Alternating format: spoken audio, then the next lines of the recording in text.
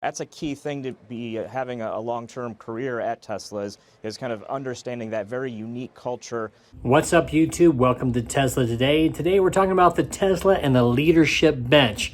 We are talking Zach, Jerome, Drew, and of course our quarterback, Elon Musk. Let's jump right into it. First up is the man behind the money. We are talking about Zach. Now, Zach is internal to Tesla, came up through the system, went to Harvard Business School, got his MBA, came back to Tesla. We've seen he's been there since March of 2019. He's come up on his 2-year anniversary. Congratulations, Zach. How does today's announcement fit in with the overall narrative about the executive departures and lack of stability in the executive ranks at Tesla? Yeah, today was really about making it official. He really surprised the market in January when Elon Musk announced that this guy was going to be appointed CFO. He was a relative unknown to people outside of the company. Here's a guy who spent basically his entire career working there, working his way up, except for going to business school. And so here he is at the top of the company, a young guy, well liked internally, but not a public face to investors at this point. On that point, Tim, do you think investors welcome the sort of internal promotion, the sense that he's likely to be able to get on with Elon Musk, or would they like to have seen someone external, a credible candidate that they know well already? Well, it's a challenge here, right? Clearly, Tesla has had a lot of churn in those top positions. Elon Musk, by all accounts, could be difficult to work with. And here, the people that he's promoting now into these C-suite roles, whether it's the general counsel or the CFO or this new chief accounting officer, these are people who have spent time in the organization. They understand the culture and they understand how to work with Elon Musk. And that's a key thing to be having a long-term career at Tesla is kind of understanding that very unique culture. You see when people come from the outside who've had long, lengthy careers at established places, sometimes they really struggle there. Well, Tim, I assume that if in fact it really were mostly just about knowing the culture and being able to get along with Musk, then a lot of this turnover might seem relatively benign. Obviously, there's a lot of critics of the company that say, look, your general counsel leaves when you have legal issues, when your CFO leaves and you actually have either dicey financials, you have to make these bond payments, or people are questioning your accounting at the end of quarters, that's a little bit less benign.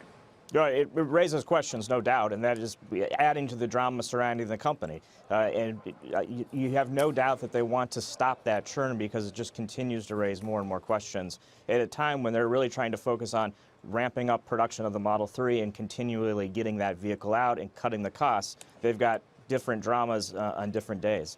Then we have our VP of technology. Got to see him at Battery Day. Big brain. Here he is. And as Tesla has done in islands and countries all over the world, would be happening at the rate that they're happening. Action takes motivation and mission and ambition. And when you have everybody aligned around a common goal, a clear vision of the future, and technology that can enable it, then you're primed to go. And that's where we're at. Solar costs have come down sub 4 cents a kilowatt hour. Storage plus solar projects, there are PPAs all over the place at 10 cents or less. The technology is there to go 100% renewable in economies all over the world. Small island nations, huge countries like the United States. That's why Governor Brown and the state of California made the commitment it did. I bet we're going to beat that commitment. I think we're going to beat 2045 in California, 100% clean energy. And the reason why is because there's a will, there's definitely a way, and people want it at the same rate that Tesla has scaled. In 2006, we discussed a product, an electric car. 2 years later, we made 1,000 of them in a year. This year, we're making 7,000 electric cars a week. And in 2012, we deployed our first stationary storage project. It was a 60 kilowatt hour battery. We recently participated in an RFP to deploy a 1,000 megawatt hour, a 1 gigawatt hour battery in the state of California. That's 5 orders of magnitude in 8 years. That is what is happening, and I entreat all of you to join that orders of magnitude scaling and usher in the clean, renewable future that we all need and deserve. Thank you very much. This is kind of cool. We're right in the middle of this battery factory, right in the midst of everything going on. Exactly, that's right in the middle. That's where we put the modules together, and that will form a battery pack that powers the Model 3. How many humans actually work here? There are 7,000 employees at this site. 7,000. 7,000 employees, yeah. And several hundreds of robots. Several hundred. So this is the heartbeat of Absolutely, Tesla, yeah. the heartbeat of the Model 3. This factory for us, we call it the Gigafactory, is one, when it's fully built, we're about only 30% built, will be one of the largest, if not the largest building in the world. Yeah? It's already the factory that produces the most battery of any factories on the planet. It's very important for us to do everything under one roof, from building the cells to the modules to the pack, because it reduces logistic costs and it allows us to lower the cost and make a more affordable vehicle. Man, look at all these moving parts. Yeah, we're sorting all the batteries and the cells to make the battery, and we're batching them at the right length, the right amount. Wow. So during this year that was so difficult because you were ramping up to such a huge degree, how much did Elon Musk push and push and push?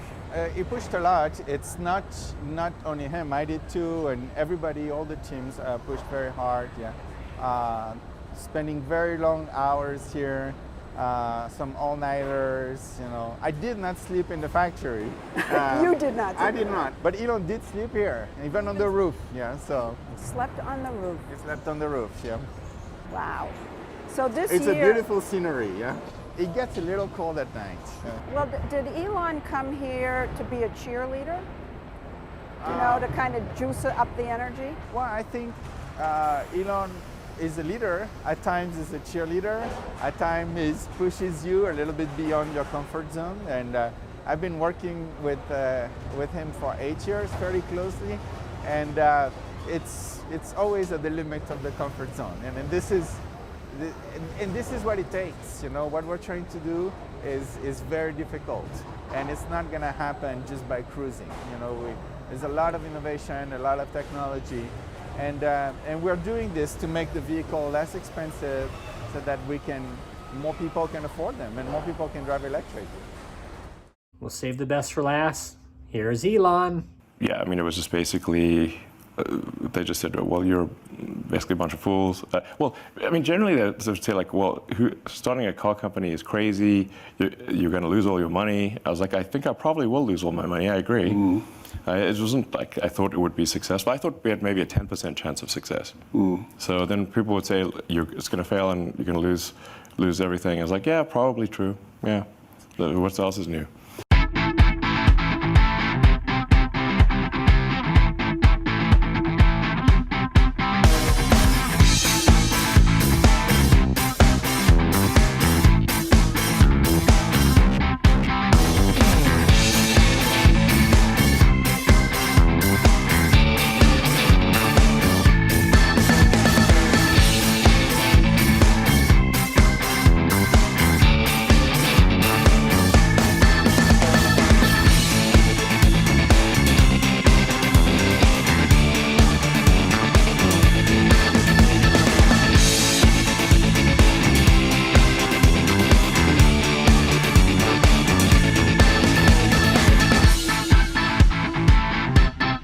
Thank you for watching. Appreciate your support. Please consider subscribing, and you've been watching Tesla Today.